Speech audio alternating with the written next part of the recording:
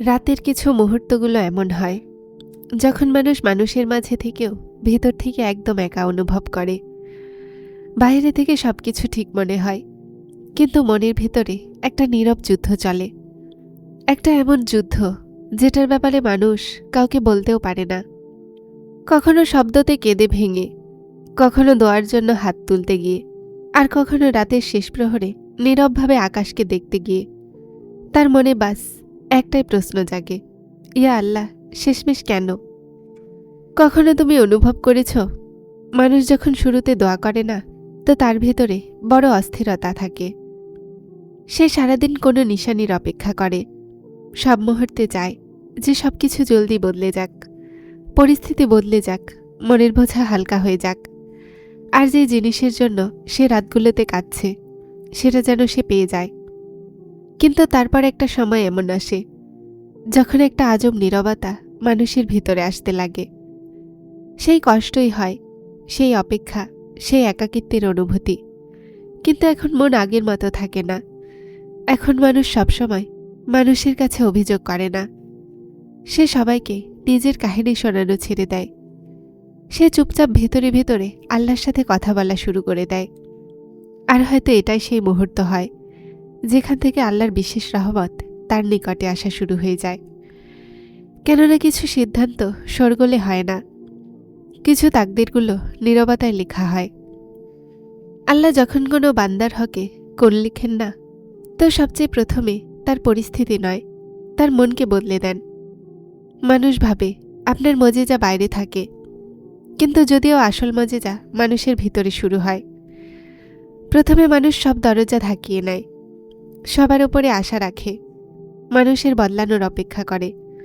কিন্তু তারপর আস্তে আস্তে সে বুঝতে পারে যে আসল শান্তি মানুষের মাঝে নেই, শুধুমাত্র আল্লাহর থেকে পাওয়া যায়। আর এটাই সেই নিয়ামত যা সবার নসিব হয় না। দুনিয়াতে অনেক মানুষেরা এমন যাদের কাছে সবকিছু আছে, কিন্তু শান্তি নেই। আর কিছু মানুষ এমনও হয় যাদের পরিস্থিতি এখনো বদলায়নি, কিন্তু তাদের মনে একটা আজব প্রশান্তি এসে গেছে।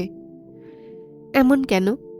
কেননা যখন আল্লাহ কোনো বান্দাকে তার নিকটবর্তী করে নেন, তো তারপর তিনি তাকে দুনিয়ার শোরগোল থেকে বের করে তার শান্তিতে নিয়ে আসেন।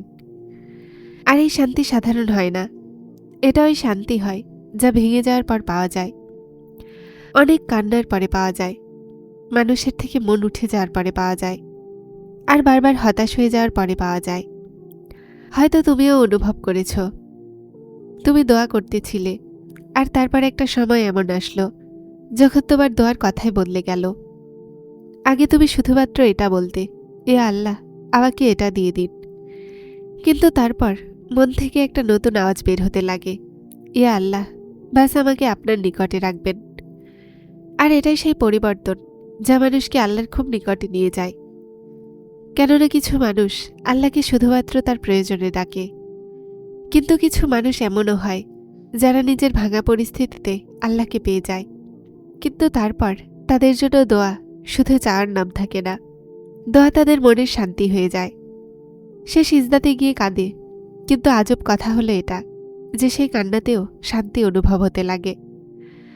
কখনো কখনো মানুষ নিজেও অবাক হয়ে যায়, আমি এত কষ্টে আছি, তারপরও আমার মনে এই শান্তি কোথায় থেকে আসে?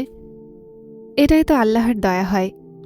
কেননা যখন আল্লাহ কোনো বান্দাকে ছেড়ে দেয়, তো তার মন অশান্তিতে ভরে যায়। সে সব জিনিস থাকার পরও ভেতর থেকে খালি অনুভব করে। কিন্তু যখন আল্লাহ কোনো বান্দাকে তার নিকটবর্তী করতে চায়, তো পরিস্থিতি খারাপ হওয়ার পরও মনে আলো দিয়ে দেন। তারপর মানুষ রাতে কান্না করে, আর সেই কান্নার পরে শান্তিও অনুভব করে। সে মানুষের সামনে মজবুত হওয়ার চেষ্টা করে না, সে শুধুমাত্র আল্লাহর সামনে ভেঙে যায়। আর সত্য তো এটাই, আল্লাহ এই ভেঙে যাওয়া পছন্দ করেন। সেই মন যা দুনিয়ার সামনে থাকে কিন্তু আল্লাহর সামনে গলে যায়, আল্লাহ তাদের কখনো খালি ফেরান না। এজন্য অনেক সময় আল্লাহ মানুষের দোয়া জলদি কবুল করেন না, কেননা তিনি সেই বান্দাকে তার আরও নিকটবর্তী করতে চান। একটু ভাবো, যদি সব দোয়া জলদি কবুল হয়ে যেত, তো হয়তো আমরা কখনো রাতগুলোতে আল্লাহর সাথে এতক্ষণ কথা বলতাম না, হয়তো আমরা কখনো একাকিত্বে এতটা কাঁদতাম না, হয়তো আমরা কখনো আল্লাহকে এতটা নিকটবর্তী অনুভব করতাম না।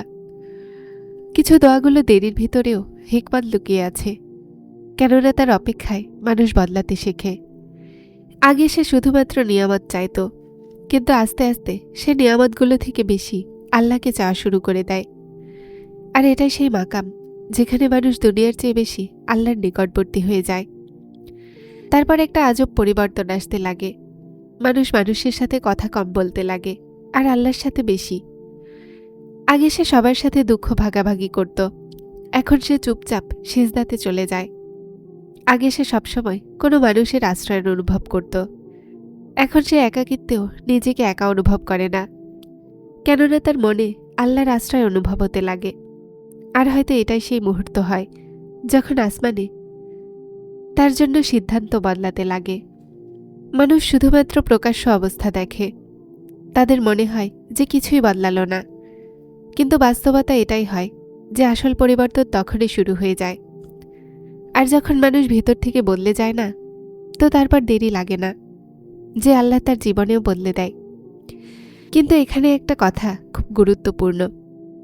অনেক মানুষেরা মনের এই শান্তি আগুনকে বুঝতে পারে না, সে এটাকে দুর্বলতা ভাবে। তারা বলে, যদি তোমার দোয়া কবুল না হতো এতক্ষণ সব ঠিক হয়ে যেত।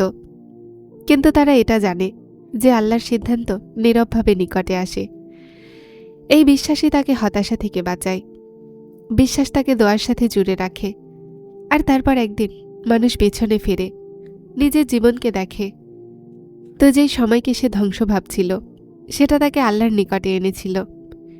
সেই রাতগুলো যেগুলোতে সে কেঁদেছিল, সেই সিজদা যেগুলোতে সে ভেঙে গিয়েছিল, সেই অপেক্ষা যেটা তাকে ক্লান্ত করে দিয়েছিল, আসলে সেই সব তাকে তৈরি করছিল।